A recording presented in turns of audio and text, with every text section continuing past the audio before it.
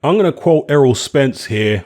He was recently talking in an interview about a potential fight with Terence Crawford. He said the following, quote, "I feel like that's a legendary fight, a fight that, people talk about, for a long time. I just feel like a lot of young boxers and things like that will definitely watch that fight and remember that fight because I feel like we both have the skill set, we both have the talent, we both have the will. But at the same time, at the end of the day, I feel like I'll wash Terence Crawford. I feel like I'll beat him, punish him. If that Russian dude, whoever he fought, could knock him down or drop him, I definitely have a great chance of stopping him.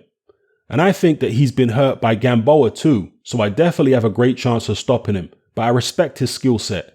He's got good skills, but I think I'll definitely stop him." Unquote. So those are the words of Errol Spence.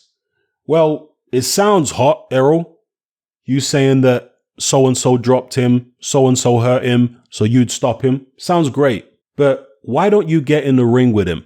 Because you've had ample opportunity over the past year or so. Now, obviously, Errol's had his car accident, and we don't know when he's going to be back in the ring. We don't know when boxing is going to resume.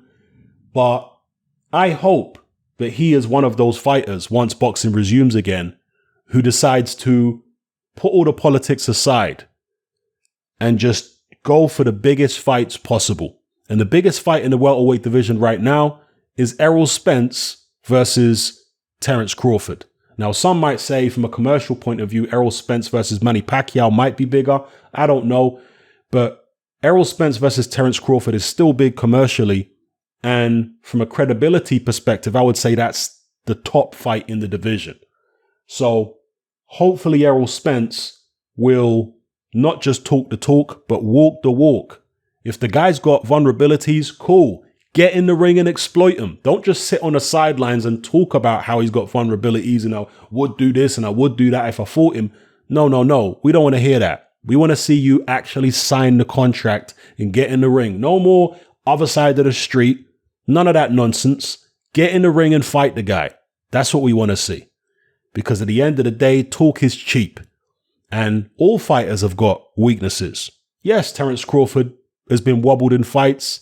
Some say in one of his recent fights he got dropped. But hey, great fighters have been on the canvas. Muhammad Ali has been on the canvas. Sugar Ray Leonard. Even Floyd Mayweather against Zab Judah. Really and truly, that should have been scored a knockdown. I'm sure you guys know what I'm talking about. So look, it is what it is. Let's see the two guys in the ring. And right now, Terence Crawford, at least for the past year or so, maybe 2 years, he's been the one pushing for the fight, not Errol Spence. So we need to hear the right kind of noises coming out of the Spence camp before we can really take him seriously in terms of winning this fight. If the fight does happen, let me know what you guys think in the comment section below in terms of how you think it would play out. Do you think that Spence would just be too big, too strong for Terence Crawford?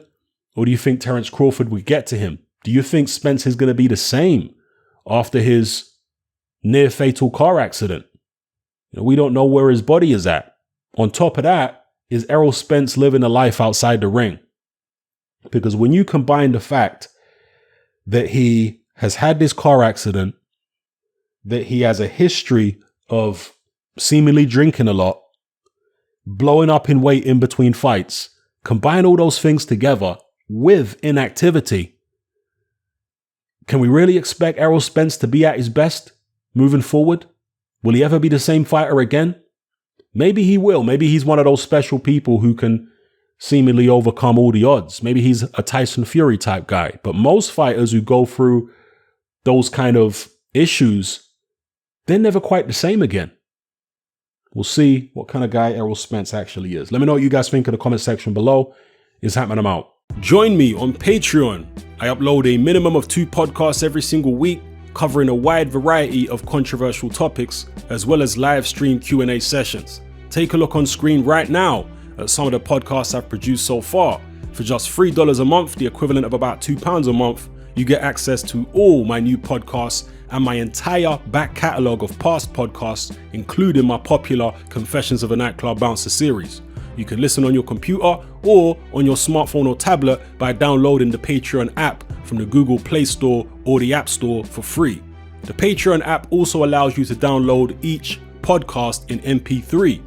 For less than the price of a cup of coffee, you get access to dozens of hours of exclusive content. It's easy to sign up, there's no contract, and you can cancel at any time. So come and join our community of free and critical thinkers by signing up with me here on Patreon today.